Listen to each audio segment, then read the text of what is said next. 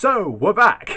And I know I've at least made one person today by starting the video off like that. So it's good to at least make one person laugh. So we are going on today's story from the Independent, but it's covering, of course, the shall we say, the festivities of Brexit night. And in fact, this actually creates a very nice two-video parallel, because today we're going to go over this one from the Independent, and then we are going to go over a letter that was sent in response to this article. So if you want to see that one, make sure you come back for that tomorrow. So what are we talking about today? Well, it's this one. Parliament Square was a knuckle-dragging carnival of irredeemable stupidity. There they were, all gathered in one place.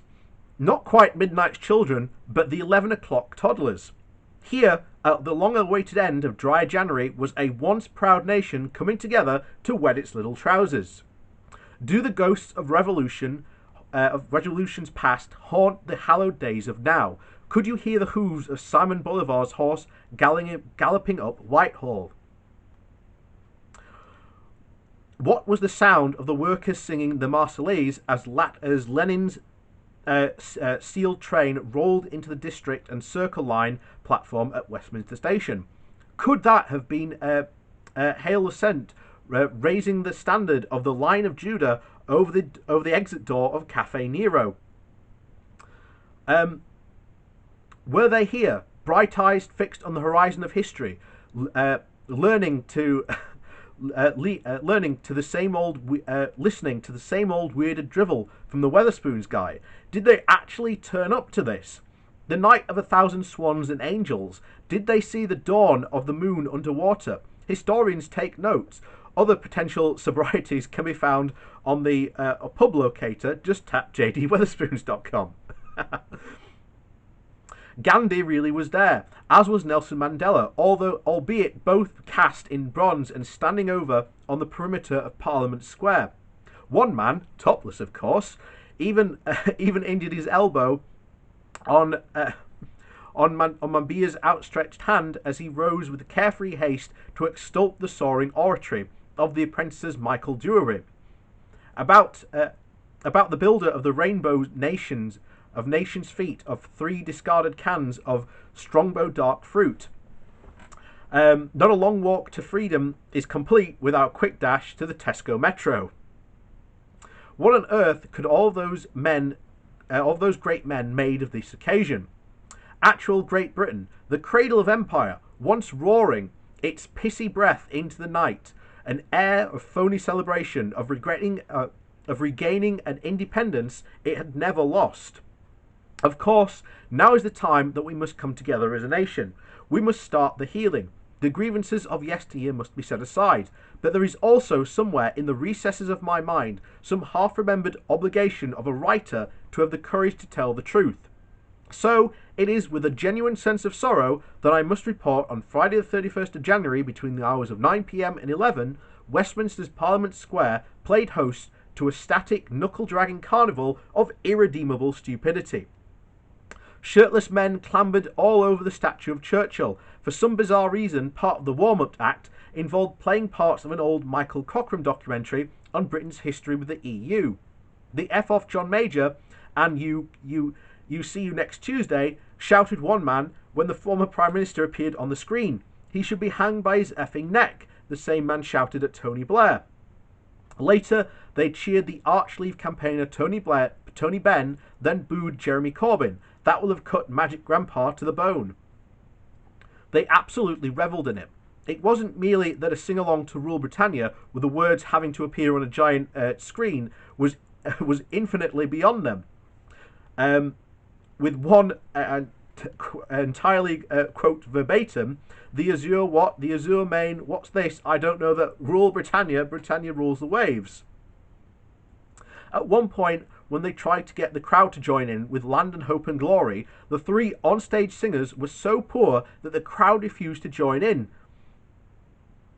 Nigel Farage was there, obviously, calling it the greatest moment in our nation's modern history.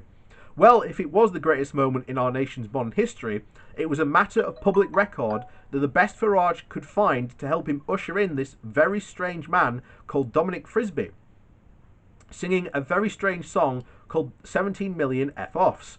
The list of people the British were told to F off was indeed long. The IMF, the Treasury, Tony Blair, John Major, Femi Weirdo, Jess Phillips, George Osborne. It went on and on and on. By the time it got to the end of the 17 million F-offs, many even have found themselves outnumbered. Whether in the fact that the IMF, the Treasury, Tony Blair, and absolutely everybody else in the end will turn out to have been right and this lot wrong is close to a certainty as anything in politics can possibly be. But for now, we must go through the motions, dance the dance, and by the time the final countdown came on, you could scarcely get onto Whitehall. There were many thousands there. Not many thousands, but thousands certainly.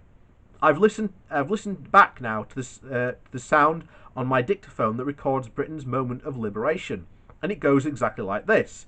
10, 9, 8, 7, 6, 5, 4, 3, 2, 1. Freedom, yes, F freedom, we F did it, F freedom, F do one, do one. So it seems a worthy catchphrase of the moment as anything else. F you, do one. Who exactly? Absolutely everyone, it doesn't matter. Just F do one. Put that, as they say, on the side of a bus.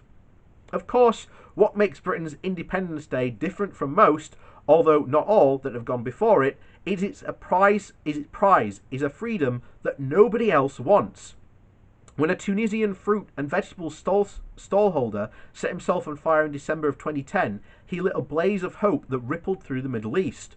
When Britain set itself on fire 3.5 years ago, the very best that can be hoped for is that someone, somewhere, made £250 sending the footage to You've Been Framed.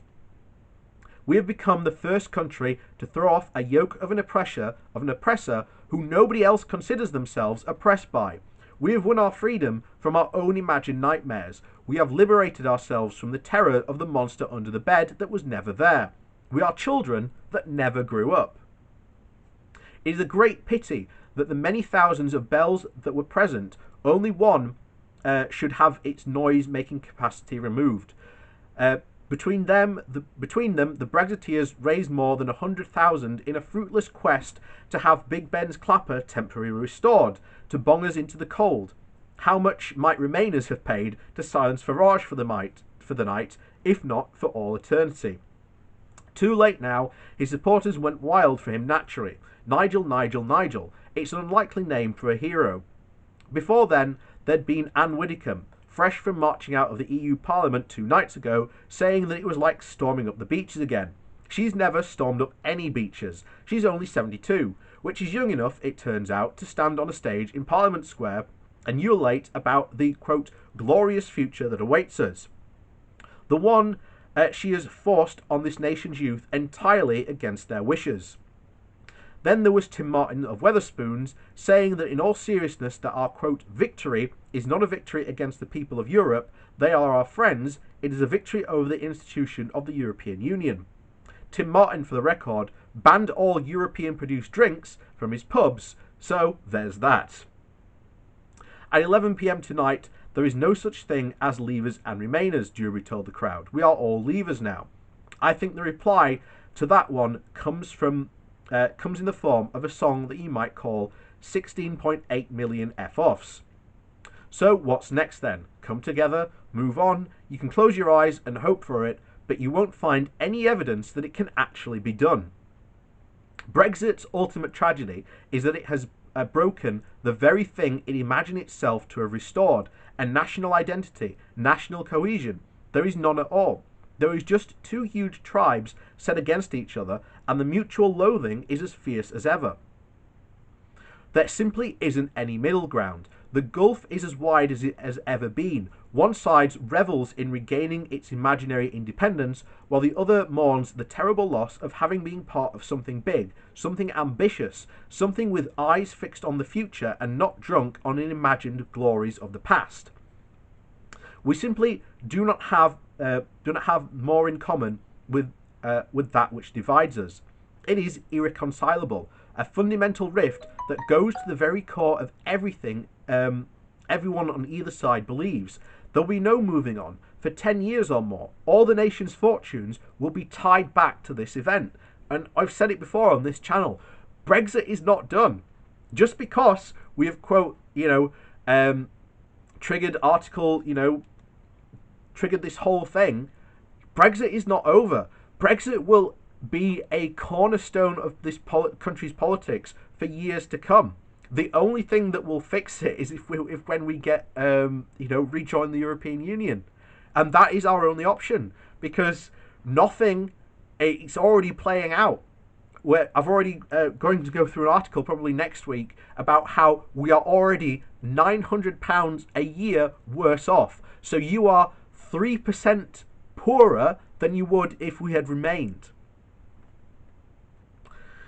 So there you go. Anyway, it continues. What happens, say, another huge financial crisis hits? Lives and livelihoods damaged. Half the country will blame the other half for the vast economic growth squandered to Brexit. We won't move on. We can't. The Prime Minister urges healing, but he is the disease, not the cure. What do we do next? Are we to accept defeat, make peace, all while knowing that the whole shoe is on the other foot? Farage and company won't be doing anything of the sort. Are we really to expect to get on board with this farce, to look upon this absurd imagined liberation, to try and see the good where there is simply no good in it being there? With his final words as well, Farage hinted at the next chapter of the story, urging other countries to follow Britain's example, to leave the EU, to become free nation states, trading, cooperating, go back to the good old days. In other words, try to ignore that the old days were absolutely drenched in blood, that preventing the old days ever come back is the precise reason the EU came into being. These people really don't think that it's 1989 or the Arab Spring, or that Frisbee is their Valkehalve. They have the blue touch paper that has been lit, except for the fact that our neighbours are not rising up but glancing up to look at us with embarrassing pity for our own crushing stupidity. There is simply no way anyone for good conscience can make peace with being so very clearly wrong on the wrong side of history. Come together, sorry, but no thanks. The long walk back to sanity starts now. Who knows? It might even become a surprisingly short one. I completely agree with him. I think we're going to be back in the EU sooner rather than later.